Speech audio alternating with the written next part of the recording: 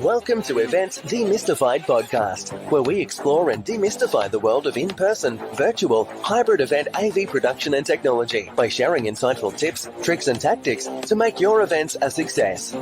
This podcast is brought to you by Drape Events, a woman-owned boutique event production agency. And your host is Anka Trifan, a technical event planner and producer with almost 2 decades of hands-on technical experience in event production.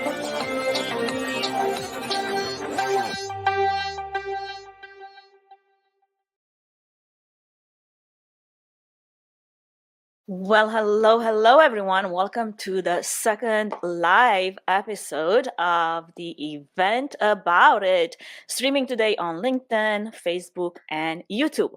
I'm your host, Anka Trifan, and I am so thrilled to have you with us. This podcast is brought to you by Trifan Events, a woman-owned event production and technology agency that offers high-value production services and AI tools for events and entrepreneurs. Also, a shout out to Kitcaster, our partner in providing us with very high quality podcast guests. Thank you for that. Now, if you're just joining us, our series eVENT About It has been a blast so far. In our previous episodes, now available on Spotify, Apple Podcasts, and YouTube, we have unpacked some unexpected event stories and shared valuable insights from real life experiences of seasoned event pros. Today, we're back with some more fantastic stories and insights, and I'm excited to be joined again by my co-host, Megan Martin. And this time, we have 2 new special guests, Lathan and John Moritz, who will be sharing their expertise and crazy stories with us. Before we dive in, I want to also give a shout out to everyone who supported the launch of this series. Your feedback has been incredible, and the stories that were shared is what makes this series so very special. So keep them coming. You can use the intake form that I'm going to paste in the comments. You're also going to be able to find this form in the episode notes. So we try to make it easy for you. You just have to go and share your stories. You can do it anonymously, or you can just share whatever you feel comfortable sharing. Today, just like we did in the past episodes, we're not short of some interesting stories to unpack, exploring what we would do differently to ensure a successful outcome. And now, without further ado, let's bring our guest in, joining us to dissect and demystify more challenging stories, highlighting the lessons learned and strategies that can help you navigate your own event-related challenges. So let's get started.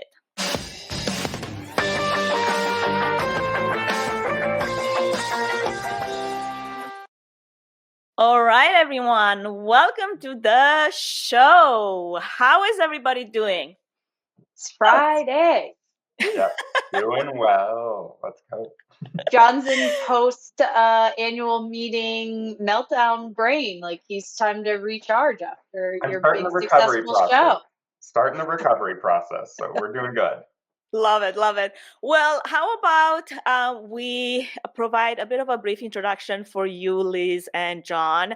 Our audience is quite familiar by now with me and Megan. So if you could do that in a few words for anyone that does not know who you are, please do so. And then we're going to dive into some of our crazy stories. And while you do that, I have something for you guys joining us. In the chat, I'm going to drop a question. If you have some crazy, memorable, unexpected moments that you've experienced during an event, would you share that with us? We'd love to be entertained and maybe get to discuss a little bit of that.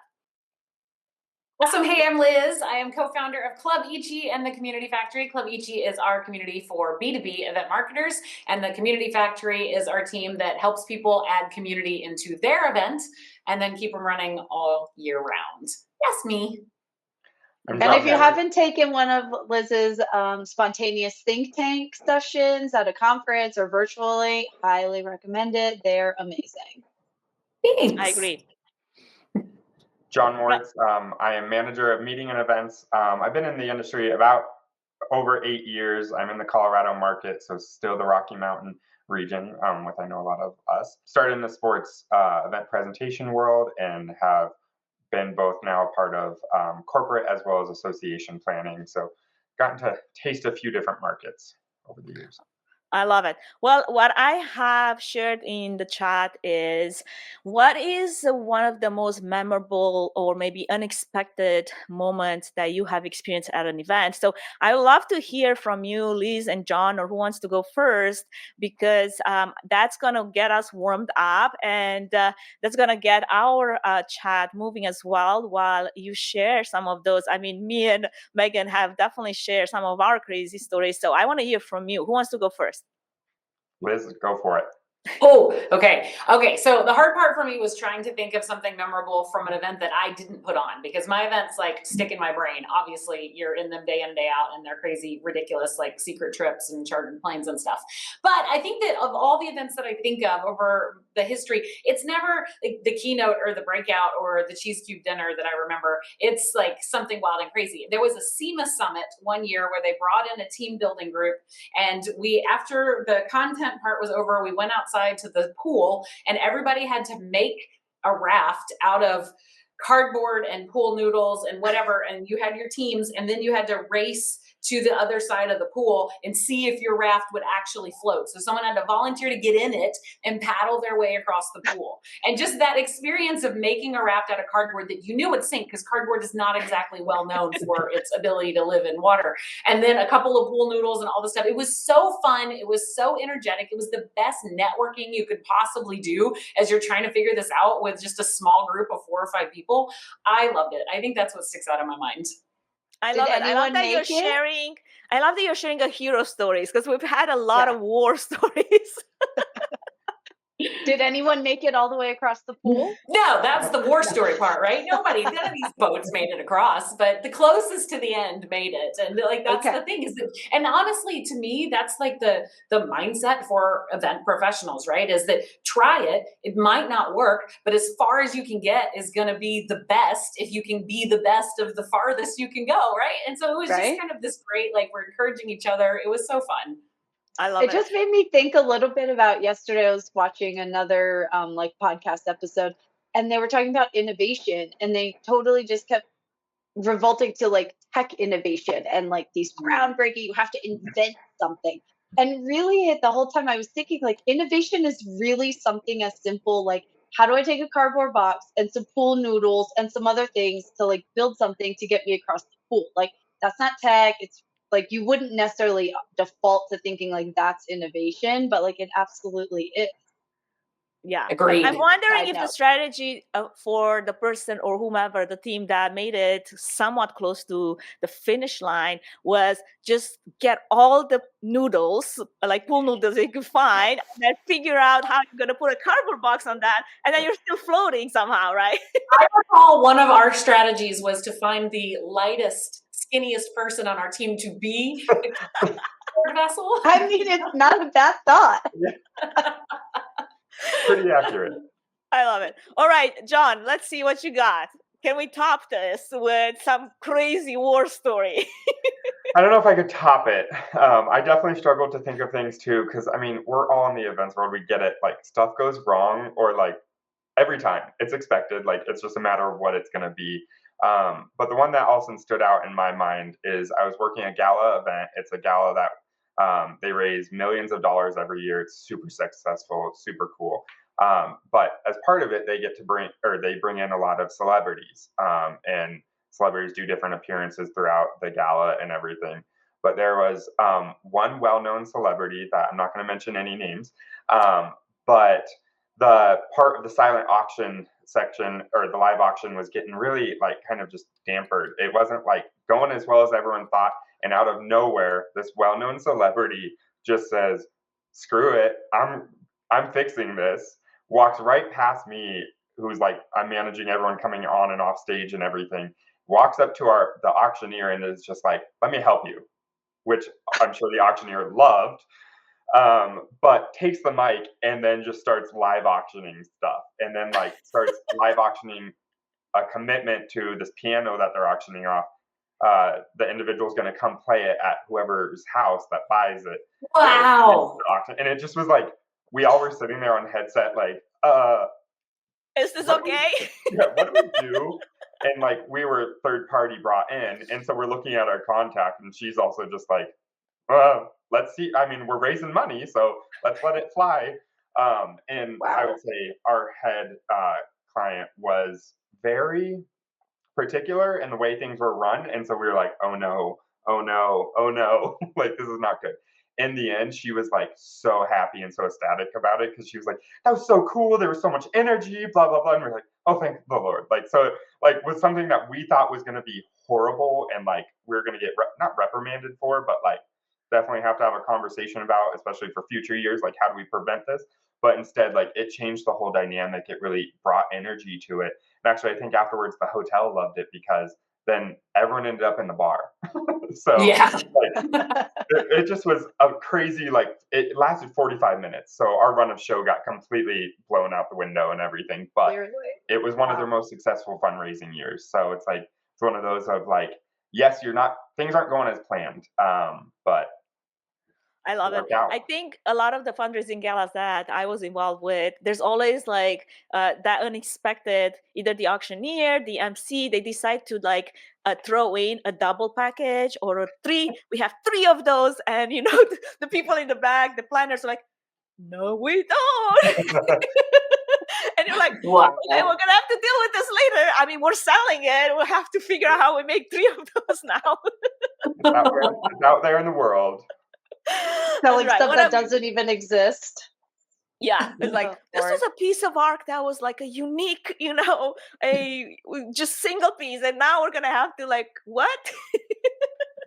Wow. What about you, Megan? Oh my gosh.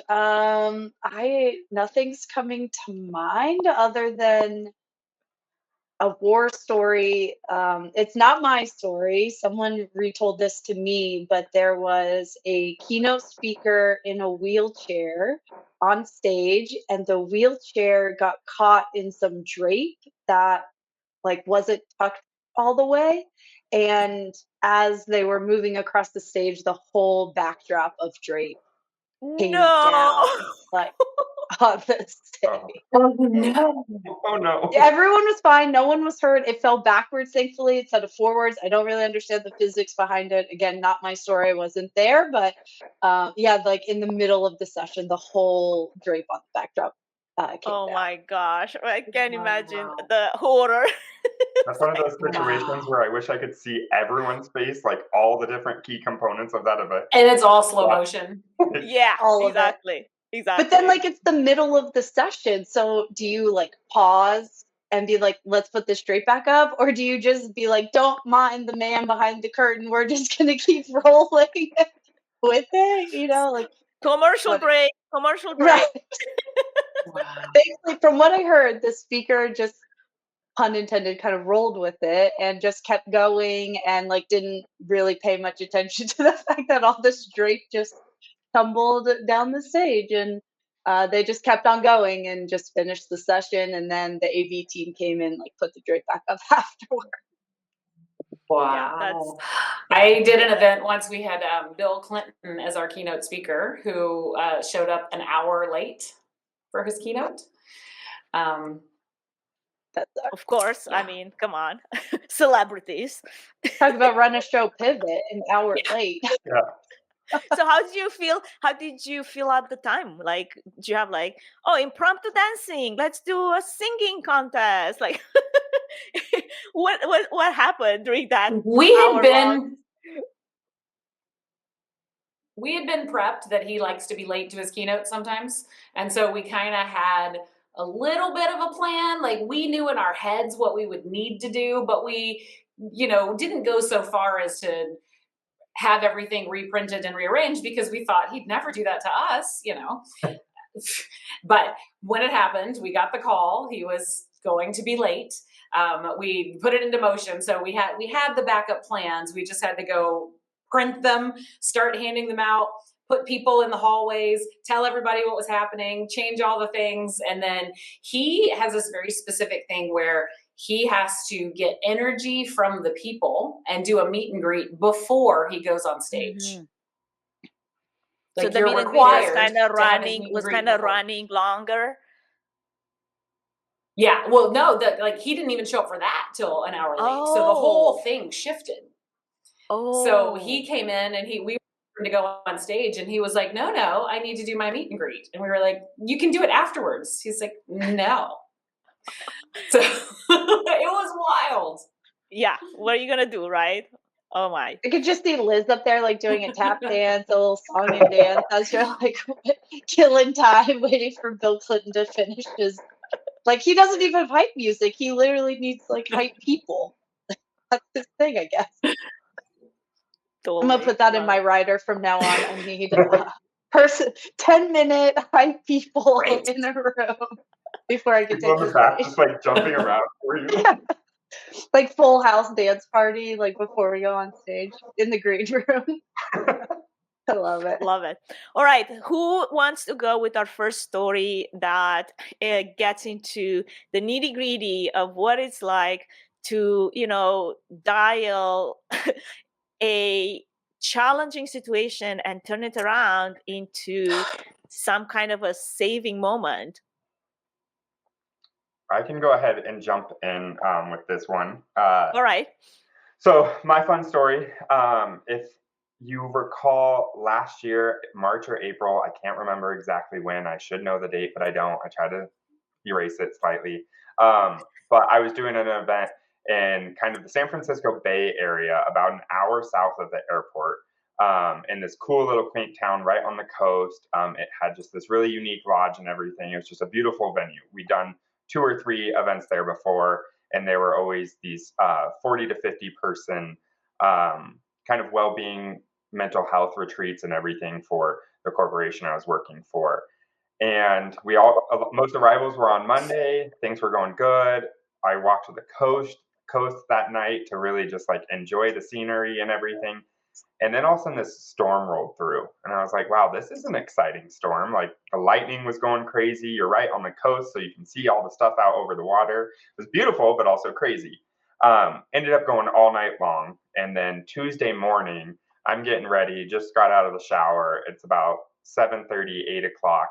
And then next thing I know is it's a sound. If you've ever been through a power outage, we all know that sound, but just the vroom, or whatever that, like, I can't do that sound specifically, but if I hear it, it's like, oh no. And so now you have PTSD from it. Yeah. I'm sitting there for a second like, oh, okay, all right, this is fine. And at this point, I'm starting to see blue sky too. So I'm like, I don't know where this is coming from.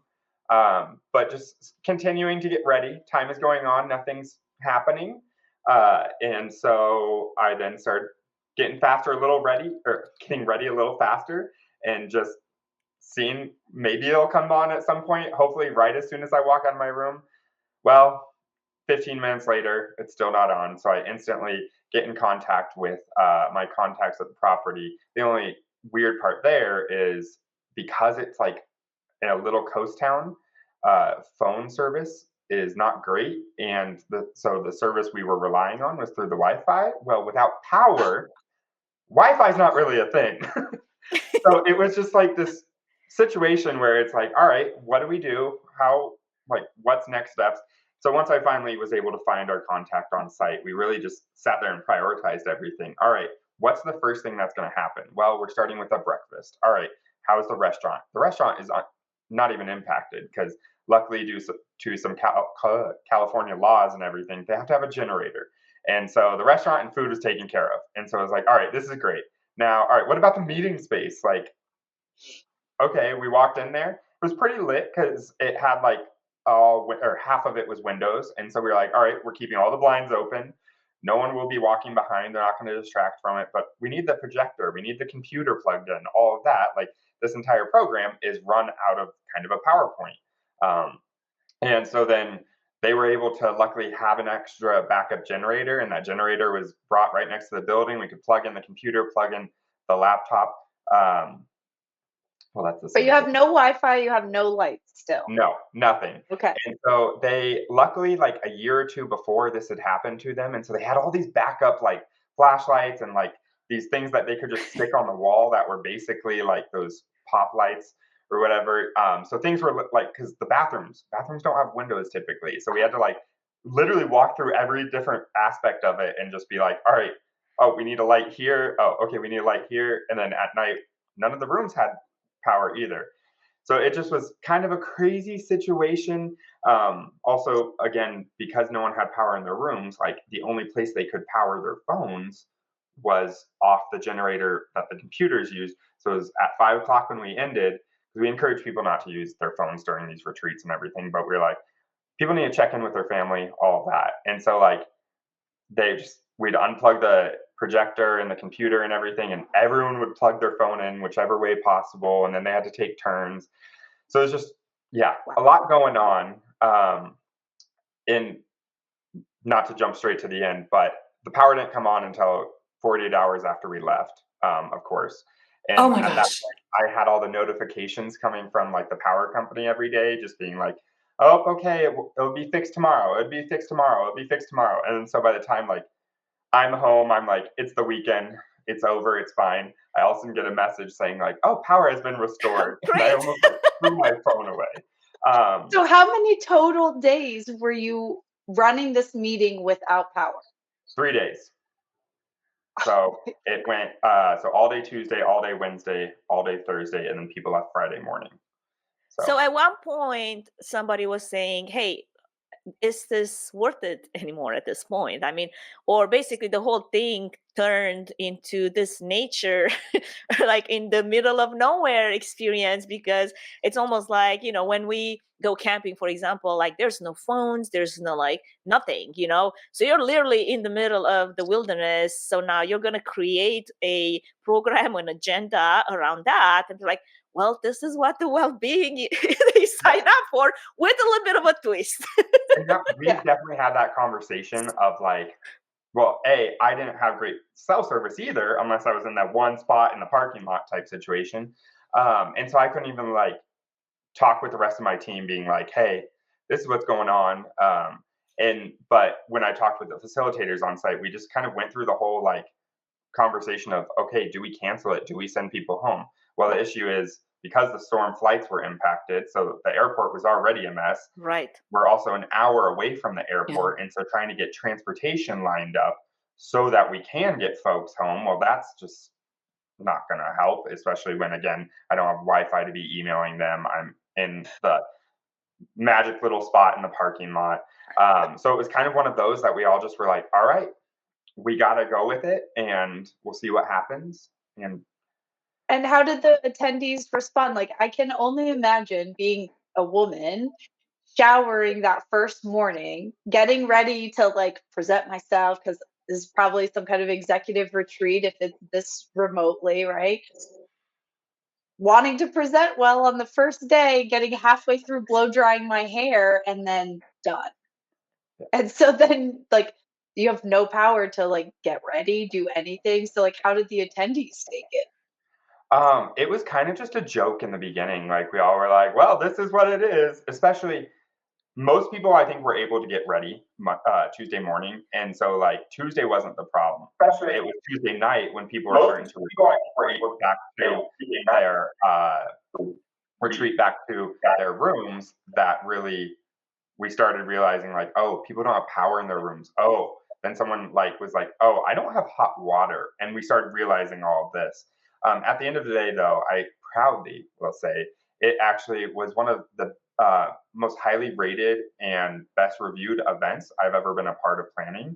And I think it was one of those is, again, this was a retreat all about like well-being, mental health and all of that. So just really mindset focused.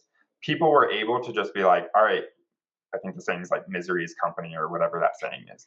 But they all were like, we're in this together and let's just do it. And then we actually were also able to like add in some evening things on the property that kept it so people weren't in their rooms. And they actually loved that because then, yeah, they're not just sitting in their rooms. Well, even if they were, they couldn't be on their phone or any of that. And if they were on their phone, they didn't want to use it too much because what if it dies because you can't plug it in? It was just like that whole thing that you don't always think about the small different pieces that go into it. Sure.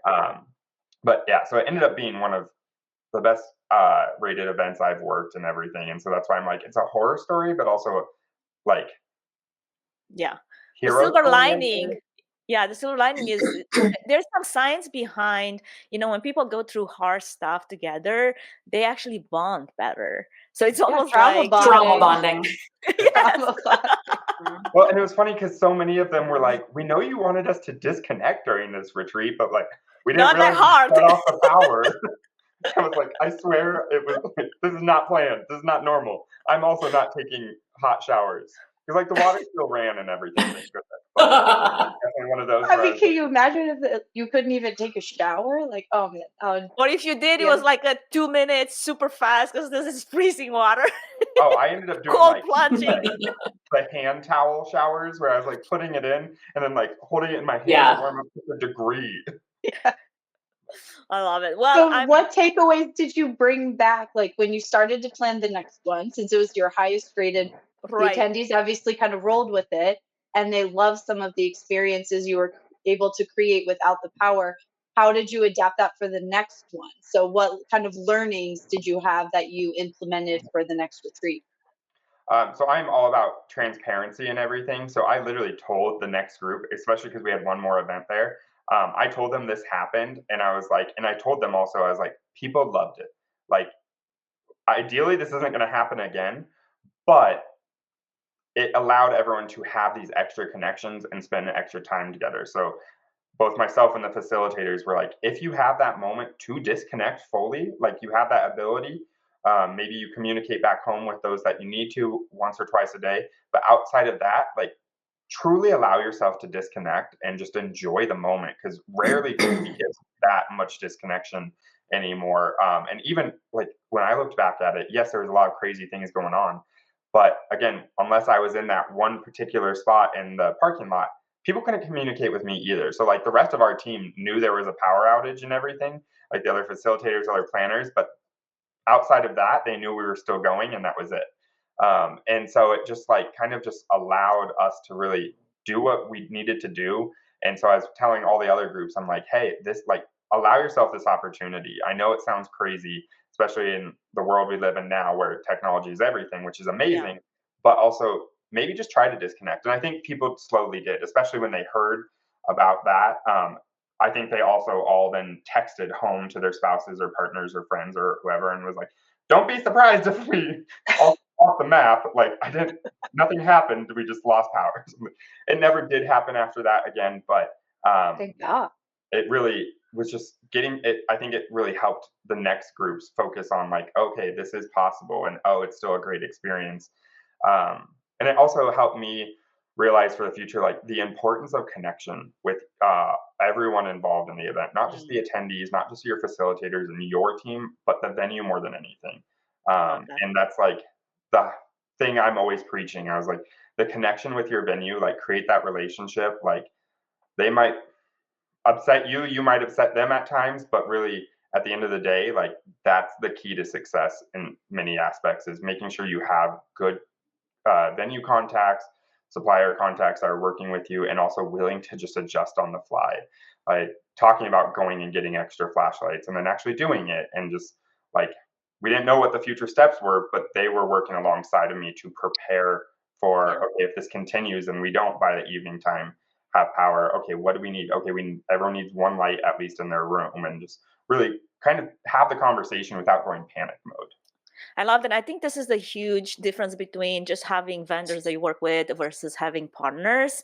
And I always, preach the idea that you should work on a relationship where you bring along a partner because they will then advocate for you. They will be there to support you through challenges like this, obviously unexpected because you didn't walk into it thinking, oh, we're going to have no power for 3 days. That would be amazing, right? Also, it brings me back to growing up in Romania. We actually had those feats of like no power for days, like every so often. Like the grid was always like being worked on and something was just not working well. So what we did, like as in preparation, we always had candles in every single room. So when the power went out, we're like, what? We go to the candles, and then you had your little stove with wood burning stove. Like you had to be prepared for those parts, like have a contingency plan for those things where, well, it's part of living.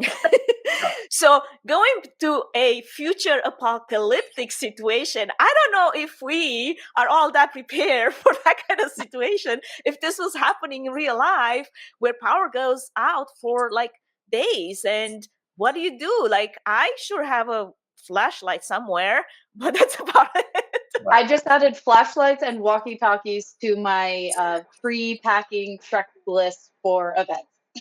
So that we No always have kidding. flashlights. Exactly. Yeah. And maybe a little, UPS generated thing, something, or solar panels, like where you can actually charge off, during the day or whatnot. So, Well, and my favorite aspect is the venue. Then that next event that I was there with them at gifted me, because a lot of venues like to throw little gifts in your rooms and stuff. They gifted me a flashlight, and I almost lost it laughing just because I was like, and now I do. It's in my like backpack. the When I'm on swag. site. I always it's a little flashlight, but man, is it powerful. But I was like, I never thought like, yeah, let's have that. And I'm just grateful that we were at a venue that was only 2 floors too, because I was like, oh, could you imagine Oh, if I didn't people even are think higher up? about that. And it really, there was a lot of things that I just was like, after the fact too, I'm like, this could have been worse. This Oh, could have yeah. been way worse. I remember actually we were at an event. I don't remember the location, but there's I think it was a fan trim or something where different people were hosted at different hotels, and one of those was I think it was Peoria, like in the middle, like not the Arizona one. It's like on the East Coast, and one of the hotels that some of the event planners were hosted at, it was like a very, very old hotel, and the elevator, and it had like, I don't know, 20, 30 floors, and the elevator went out. So everybody that was like on the top level floors every single day had to do the stairs up and down. And this was like heat, like in heat, warm weather, right? And the water was up. I mean, it was one of those experiences where like you said, 2 stories, not too bad. But when you go to the 15th, 20th story and you have to do that a few times a day, you're like, oh my gosh, this is not a good outcome. Well, and then Well, I'm curious, Liz, like you have a Club Ichi event coming up that's on a yacht, on a boat.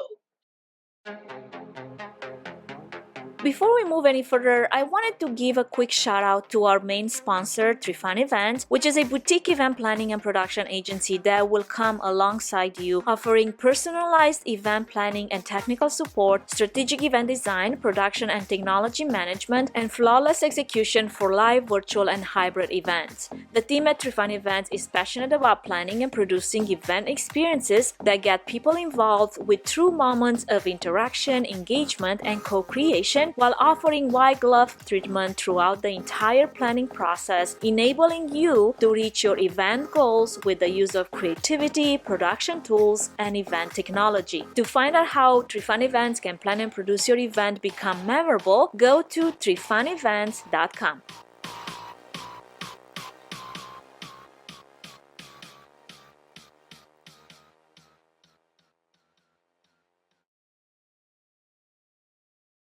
What kind of contingency planning do you do when you're literally on a boat in the middle of the ocean? Where like you can't just run to the store and grab flashlights or There's whatever. floaties for everyone. Like, well, and everyone floaties should that way. The number one thing we've been doing is binging Below Deck to see all the things that can go wrong with the crew. I love it. And apparently there's something called stabilizers on the boat. I saw one episode where when those go off, then everyone gets seasick. So we're bringing the packages of Dramamine and the little bracelets and all that stuff. We have those at the ready. But the crazy part was we did a fam trip on the yacht last year to see if we wanted to use it. And we kind of dot around the Dalmatian islands, and on one of the islands it was pretty remote, so we were even asking, do you have a doctor? What do you do here? And they're like, oh, it's only like a 20-minute life flight helicopter. We don't have anyone on the island, but we just bring the helicopters over. Like, okay. Wow. So let's see, how fast, what do we do? Yeah, so there's definitely a lot of thought. I think after number one, binging Below Deck, the number two is make sure we have event insurance. Because seriously, you do have no idea. But obviously, it's reputable vendors, people that you can trust. I mean, we all do business with people we know, like, and trust. And so building those relationships, that's why the fam trip was so important, right? To meet the owner of the yacht, to meet the captain, to meet the crew, and understand if this is, I'm not a boat person. Like, I do get seasick. And I was kind of like, really? We're going to do an event on a yacht? Ugh, we got to see if this is going to work. But like, it's good. We have full faith and trust. It was a magical experience. I like the beach, but I really dislike sweating. And so this was the first time that I had been on what I would call a beach vacation experience where I didn't sweat, because it's in the Mediterranean, and it was beautiful and wonderful. And I'm so excited to have other people experience that. And so we won't think about the things that are going wrong, but we have our list of things to manage if and when they do. Flashlight. And we do know that the police, we do know that the police on boats can get to you too, because we one night had a police boat come to us and tell us we were being too loud. So we know that there are options. How are you too loud in the middle of the sea? That's what we said. But apparently there were villas up on the mountaintop that didn't like our music. Wow. All right. That does actually remind me of I just finished binge watching Sopranos again, just because, like, I never really watched it when it was on, so we just finished watching it. And there was actually an episode where they were yachting and they were fighting with some family, and so they took their yacht like right outside these people's houses and just blasted obnoxious music all night long. So, like, that's what it made me think of. Although the Med and the hills, like, that just seems obnoxious that someone would do. Yeah, it was funny. We were closer. Most of our trip was, in these little fishing villages, but we had one where we were closer to kind of a city, and that was the night that they had brought on a band for us and a singer. We were all in the rooftop part of the yacht, and everybody was dance partying, and it was a little too close to the villas up there. So lesson learned. We'll do that out in the middle of the Adriatic this time. Okay, so tangent. If you're binging below deck, who would you want as your yacht captain for your cruise conference? Would you want Sandy, Glenn? Like, who's the preferred boat captain for your yacht cruise? Oh my gosh. I don't know. I mean, do I want drama or do I want stability? This is the question. So, I mean, there's a little bit of excitement with drama, but then you also want a little bit of stability, right? It's like you gotta do a mix of both. Captain Jason all day long, sign me up. I want Jason as my yacht conference captain. Yes. Oh, it's going to be awesome. We're not thinking any bad thoughts. It's going to be amazing. Yeah, it's going to be good. I love it. But I will say, when we did we did the secret trip in 2019, we definitely had our challenges and issues, right? Because it was 80 people on a chartered plane to Tuscany. The attendees didn't know where they were going until they got to the airport, and we revealed the destination. So they just showed up with a suitcase and a passport and didn't know anything. And we revealed, we've chartered this plane to get you to Tuscany. Well, literally the week before we had that trip, the last $45,000 deposit was due, and our accounting person got the stuff and sent it over. And then we got a note from the venue saying, hey, we haven't received your deposit. We're like, no, it was sent last week. Yeah. No, it wasn't. Yeah. So the person who was managing the brokerage of getting the money across, her email was hacked, and it was not the venue sending the invoice. And the accounting person didn't notice the one little switch in the letter in the email address it came from, wired the $45,000 to God knows who. What? And now we're out 45 grand. The FBI is involved in telling us you're not going to get that money back. So, and then the venue's like, if you don't pay within 24 hours, we're canceling your event. This is a week before the secret trip. Oh my God. Oh. So yeah, we never got that 45 grand back. We had to go find more money. Are you serious? Oh man. That's tough.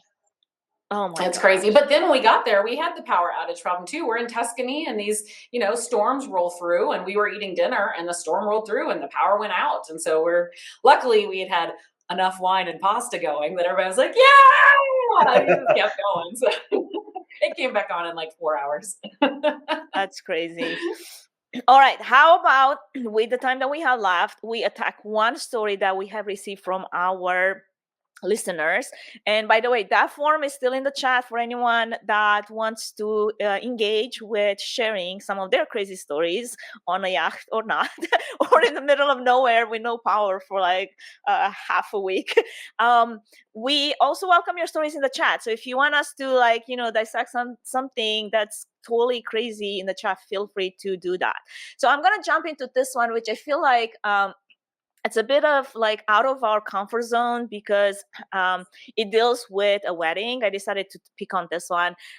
There's always something fun about weddings. And I feel like there's always something going wrong with weddings too. So to me, this was the story that I was like, you know what? I feel like we should discuss this because I mean, I did weddings for a little bit and then I left out of that whole environment because it was just too much drama, too many things, just so out of too many emotions, too many, power, hungry people wanting to make decisions. You also only have one day to get it right. This is why I've never really wanted to do social events and why I like conferences, because people remember the end more than they remember the beginning. And so like I can totally shit the bed on the first day of a conference. But as long as I can make it up to everybody by the end of it, I got 2 days to adjust and wow everyone before they leave. At a wedding or a social event, you got like 4 hours. That's it. And this is like one of those memorable days that, for anyone that's been married, you're like, this is the only day you're going to remember for the rest of your life. So if you screw up, royally, obviously going to have a huge impact and implications. So we're going to dive into this. Hold on, we have a great message in the chat right now just to kick this off. Melanie says, my wedding contract says there are only 2 decision makers. I love this. I think actually all event contracts should have this and should specify. Melanie, who are those? Let's see. Who are those decision makers? I'm curious. Who do you normally? Is it the bride and the mother of the bride, or is it who is it? I mean, there's some groomzillas out there, but this is great for corporate and association. Really, any events like. Who is that final decision maker? Because sometimes it's not the planner that you're working with. Like sometimes they have approval processes above 100%. Their heads. So I actually kind of love this for all contracts. It's amazing, especially when it comes to the budget cut part, which we're all at, right? It's 2 weeks before the event. Somebody says you have to cut budget. Like who can hold the line and go, guys, 2 weeks out, you can't do that. I wish that we could make sure, I'm sorry, it wasn't the decision maker doing it. We're not getting anything. Right, but I mean, to Melanie's point, it's the bride and the fiance. But if you are in the process, you're actually in the wedding. Sometimes somebody else has to be able to make those decisions because nobody's going to come to you and bother you. It's like somebody didn't have, shrimp on the buffet line. What do we do? It's like I don't want to be bothered. Like figure it out. Right. This is, by the way, why I got married in Las Vegas at the Graceland Wedding Chapel, because I didn't want to deal with any of that.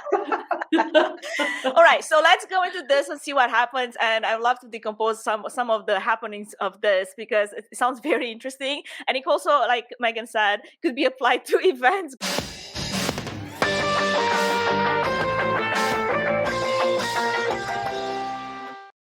So we're talking about this story actually highlights the importance of understanding and managing client expectations. Isn't that fun? So here's how it goes.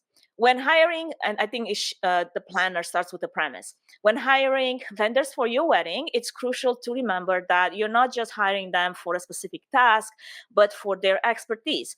I once worked with a bride who wanted a lengthy ceremony procession with different music for each group, the groom and the groomsmen and bridesmaids and flower girls and herself. The bride insisted that each song be played in its entirety, including Ravel's Bolero, which is over 15 minutes long. This made the processional more than 25 minutes long, much longer than the actual ceremony. Coordinating the music cues was challenging as there were no graceful fade outs between songs, and I had to time each group to walk every 30 seconds, regardless of where the previous group was along the aisle. To make matters worse, it was an outdoor ceremony on a hot, humid June day with no shade. Oh my. No. After this experience, I learned to better understand or ask or inquire about the couple's vision and needs before agreeing to work with them. So, question for everyone in the chat. Have you ever attended or organized some kind of event, special event with unique or challenging requests? And how did you handle it? And what was the outcome? And then for all of us, let's see first thoughts. What Well, comes to first it mind? made me think of Liz and having to have Bill Clinton's hype squad in the green room before he would even take the stage after being an hour late, making the program like a full hour and a half late, basically. I mean, Yes. kind of similar scenario. He probably didn't even talk for an hour. His speech was probably an hour or less. So you spent more time reorganizing everything than he was actually present, like at that conference on stage. I mean, crazy. This is Yeah. like, think about your attendee experience. Can you imagine being a guest sitting there watching this nonsense? Yeah, like But that's the crazy thing about how weddings, slow right? do you need to walk on a 15-minute song? Oh, Like, No, do you no, just no, go no, back and forth? Like, what do you do? But They just this keep is getting the older. whole, like, we're starting to hear people talk about the role of audience advocate, right? Who is Yes. actually thinking about sitting in the audience's seat and how this is going? And there is never one for weddings because it's the bride's day. But at corporate events, we're starting to see people go, actually, do people want to sit in a 2.5 hour keynote hall with no windows? And do they want to be there? Yeah. But at a wedding, like, who does that? No, because that's Guest crazy. experience is my like huge thing. I am always thinking about it. And I recently went to a wedding that they took throughout, before the reception they took photo, or before the ceremony they took photos, after the ceremony they took photos, and then an hour later when the sun was going down took photos again. In total they took like 3 hours of photos, and during especially the middle parts, all of us guests were just sitting in there like, okay, Waiting. like we can only have so many drinks before it's just like, all right, this Right. is going to become a problem. And then they were really upset when they came back into the venue and people had already started leaving.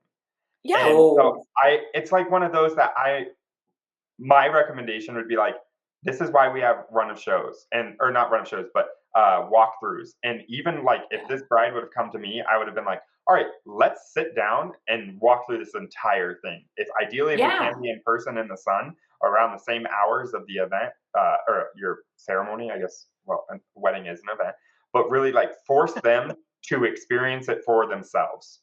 Because any song over 2 minutes, I feel like, for a wedding procession, unless maybe the bride's can be a little longer, because again, it is her day. But it just like make the individual making the decision sit through that if you're disagreeing with them.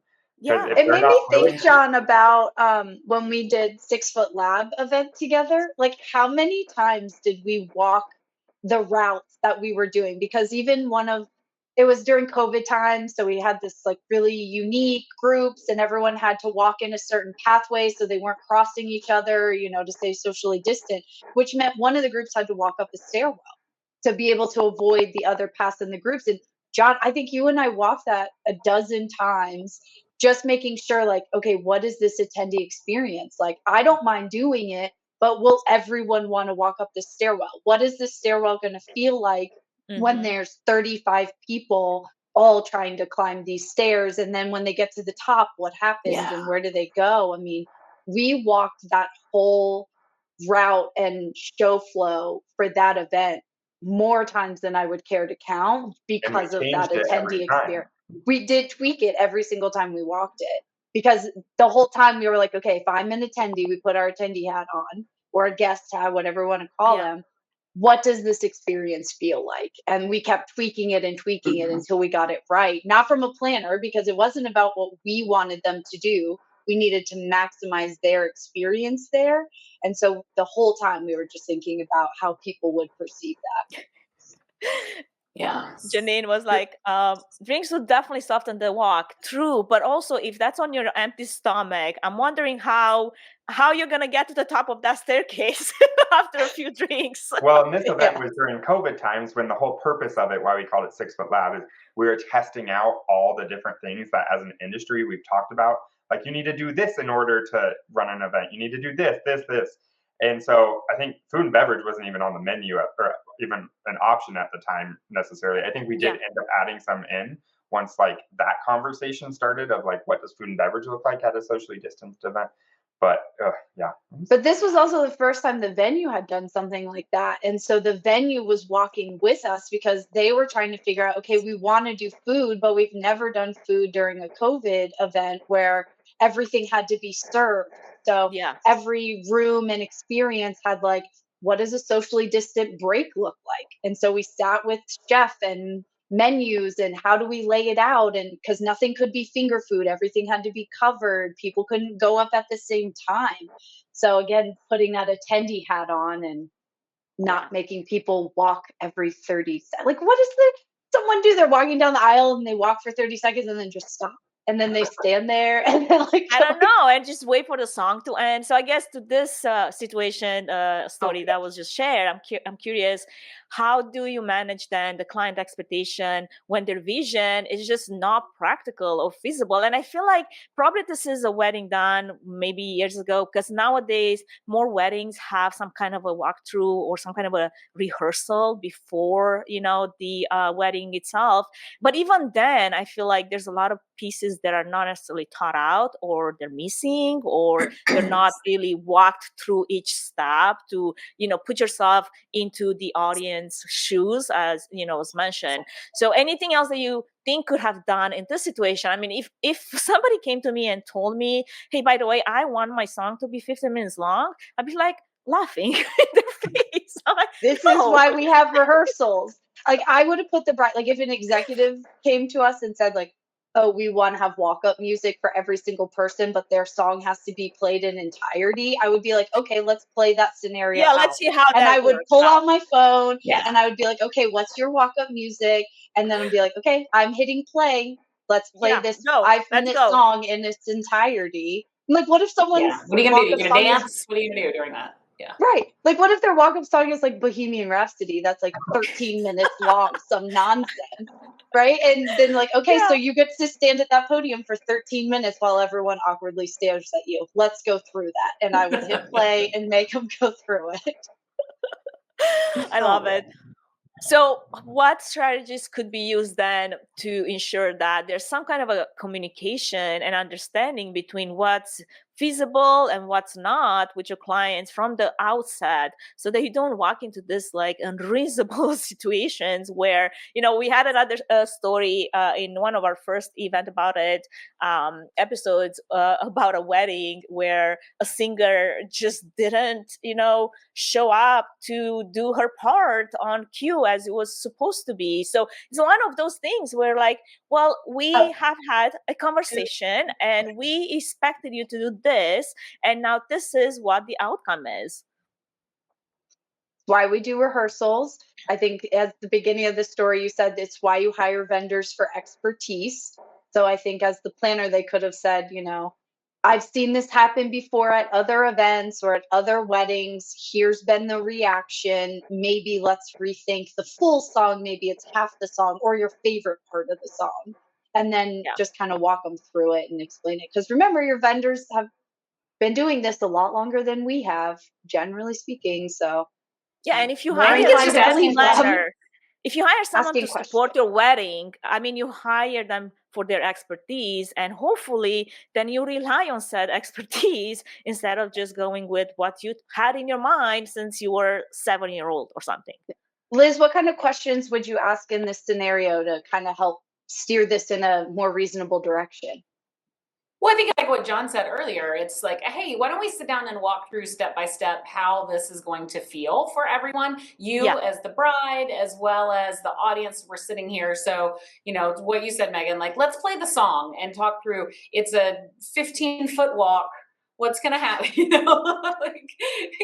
Just so they can feel that. And then the audience, understands. Like, I went to a wedding that was on a beautiful grassy knoll, cliffside, gorgeous thing, and nobody sprayed for bugs before they put the chairs out. So we were all sitting there getting eaten alive for the 30 minutes of the session. And it's like, can you sit there and just think through, wow, we're on a beautiful grassy knoll. Are there bugs here that will eat our people? Should we spray beforehand? Like, let's just think about these moments. Just made my ankles itch so bad. Exactly. Let's see, we have a comment here. There's one thing in telling them to adjust their timing expectations. It's another when you actually have to tell them that their choreographed dance idea is objectively terrible. True. I think that's a matter of pick your battles of like, let's just say the terrible choreographed dance. Is this like a choreographed dance in the processional? Like one of those like from The Office or whatever that viral video was? Like, Oh my God, you know, at yes. some point you have to pick your battles. And I do this with managing up all the time. It's like, is this worth the fight? No. Okay, just do your terrible choreograph. Like, everyone will think it's funny. Everyone's gonna laugh at you, but like, let's just move on with it. I got bigger fish to fry. I got bigger decisions to make. Like, just do your dance then. Yeah, I'd rather fight a 15-minute long processor versus, you know, if you want to do your dance, go for it. Oh Lord. How do you approach? Now imagine that this was going to be a post-event debrief that you need to, you know, approach as a professional and discuss, you know, people literally standing up and leaving in the middle of the processional because they're like, I've had enough of this heat and this song never ends. And it's actually not one of my favorite songs to listen to. Like, how do you handle that?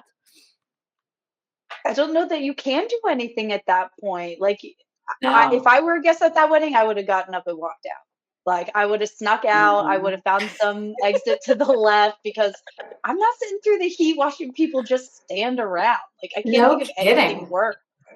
Yeah, I would have just exit stage left and found the bar as quickly as possible. Imagine being at that wedding and everybody just leaves before you even get to your, you know, vows. I mean, how embarrassing is that? But think about this from a corporate standpoint too, like the guest experience being so important. And to my point about why I like 3 days to like make it up, everyone left that wedding remembering how horrible that processional was and not this amazing, beautiful wedding ceremony that two people in love got married.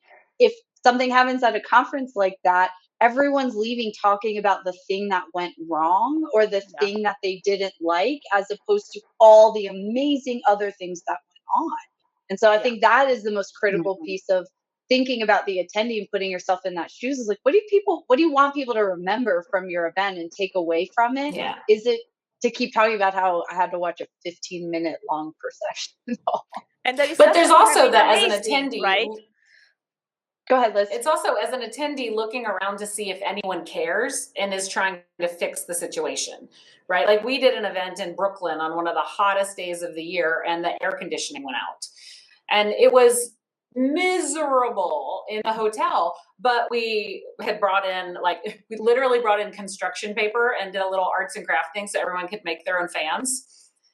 And then we brought popsicles in for the afternoon break. So we were doing the popsicle break. We had put ice in front of the fans to try to blow cold air in. Like everyone knew that the team was doing their best. The hotel was trying. It was a miserable situation, but nobody was sitting there going, this event was the worst. The AC went out. I hate those people. It was like, wow, what a terrible situation. But we're all sweating, but we're doing it, man. You know, it's that trauma bonding again, right? That you can see. But if you hadn't done that, people would have remembered, oh, I went to this conference and the AC went out and they did nothing. And I was miserable the whole time. And that's where I think transparency is so key. In like, we always want to keep a curtain up and like, don't show the attendees necessarily what's going on behind scenes, which I agree for the most part. Because if you can get away without them noticing, then great.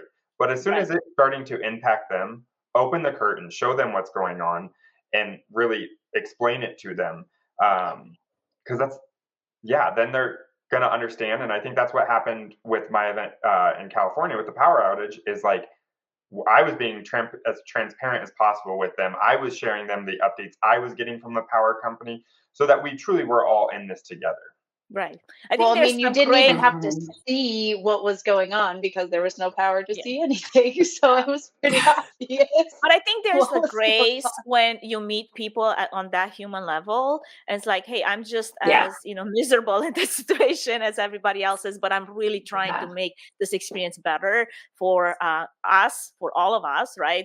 And I just still, going back to this one other story, I feel like there's always going to be a bit of like this fight between, that's why I got out of weddings, of what a bride decides that she wants, because she wants to make her wedding so different than all the other weddings out there, and what someone sane like an event professional would say, hey, this has not worked well in the past, as Megan was saying.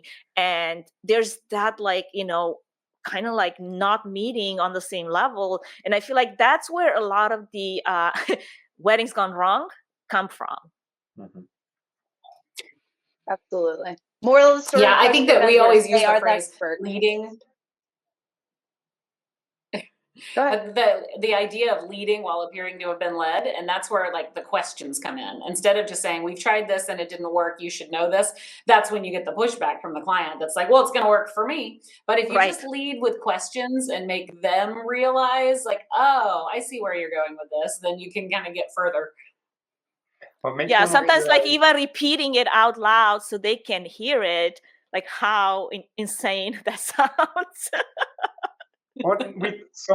So many people rely on like Google reviews, and like that's where I'm almost like the event planner or whoever the on-site coordinator is and everything.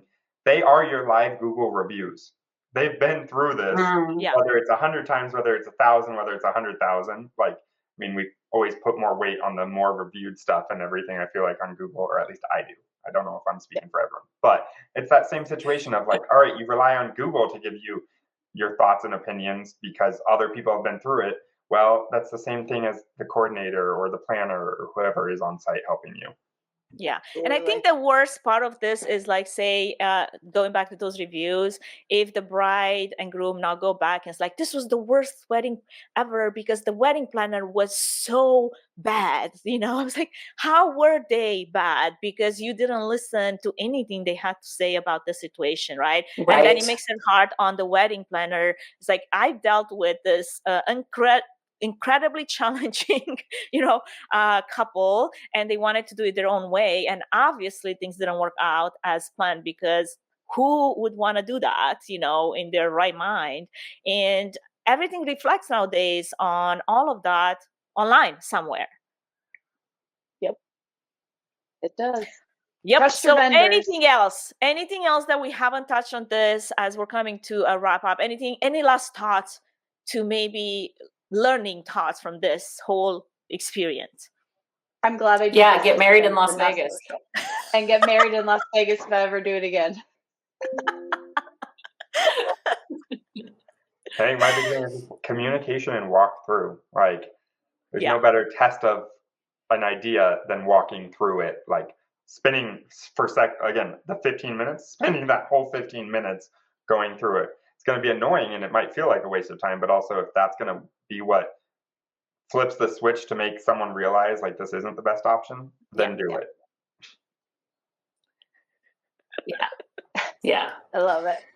Oh, Melanie, my mom would kill me. See, my secret was my dad told me that if I would elope, he'd give me $10,000 because he figured a wedding would cost well over $30,000. So I was like, we're going to Vegas, and I got my 10 grand.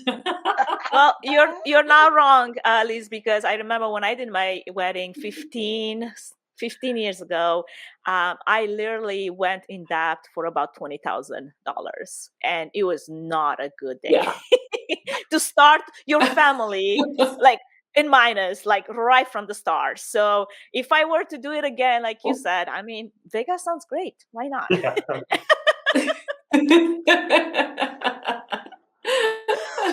All right. I feel like we covered this in any way, shape, or form possible that we could have. And I want to, thank all of you, Megan, Liz, John, for sharing your stories, hero and war stories, challenging as they were. I want to thank everyone that was in the chat and entertain us with their comments and stories as well. We are still excited to record a few more episodes of Event About It. So as I said, there is a link in the chat where you can use a form so we can get to it, and then we'll go to town with unpacking it the best way we can. I hope that you enjoyed our live episode format. If you did, we invite you to join again for our next episode on August 9th. Now, that won't be a live episode. It will be pre-recorded. However, there's going to be several new stories that we'll touch on. Make sure that you subscribe to the podcast on YouTube, Spotify, and follow our LinkedIn page and stay updated to all of the episodes and when they're coming out and whatnot. Your support really helps us continue to bring those valuable discussions and insights to you. And with that, thank you everyone for joining us. Thank you for sharing your amazing stories. Liz, thank you, John, as well, and Megan, of course, for co-hosting this series with me.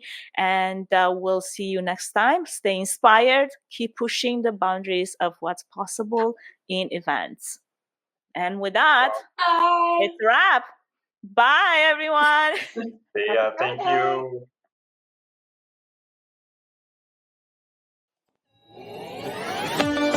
Thank you for listening to the eVENT's Demystified podcast. If you enjoyed this podcast, please take a moment to review it, rate it, and share it with other event professionals that could benefit from it. Connect with us on social at eVENT's Demystified podcast. We would love to hear from you and what you're up to. If you'd like to learn more about Drape Fan Event services and find out if we're a good fit in supporting your event, can we help your event be successful with a 20-minute free consultation? Link in the episode's notes.